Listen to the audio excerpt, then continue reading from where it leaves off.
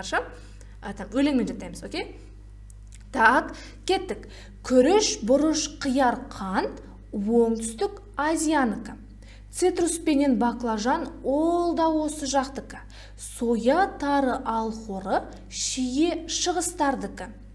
Бидай, бұршақ, жүзімдер оңтүстік батыс Азияныкі. Ұмытпайық бұршақты, омен қоса сәбіз өрікті. Ренжіп қалар алмұрттар, зығыр, сарымсақ көрікті.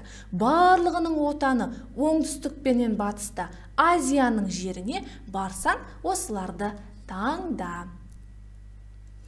Теңіз жағалауынан шықты зәйтін оранып, жемпір киіп алыпты, екі беті қызарып.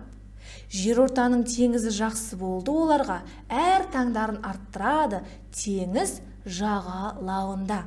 Абиссиния орталық қатты бидай сұлылар. Кофе банан алып шөліңді бір қандырар. Сорга менен ноқатты шертіп жүріп бір таңдар Африканың бір шетін жаулап алған сұлулар. Американың оңтүстігіне келіп жеттік.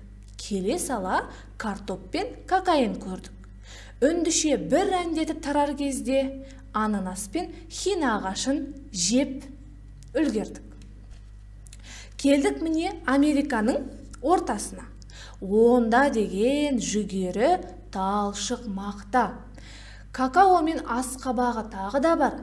Темекі мен үрме бұршақ Мексикада. Вот сіздерге кішігірім шпор. Хорошо, осы нен тақпақтың текстін видеоны жазып алыңыздар. Өздеріңізге прям жаттап алыңыздар. Қалай ыңғайлы? Прям сіздерге мысалы зубрит еткен ыңғайлы. Мысалы там оңтүстік Азия, күріш, қант қамысы, қияр деп жаттаған ыңғайлы ма?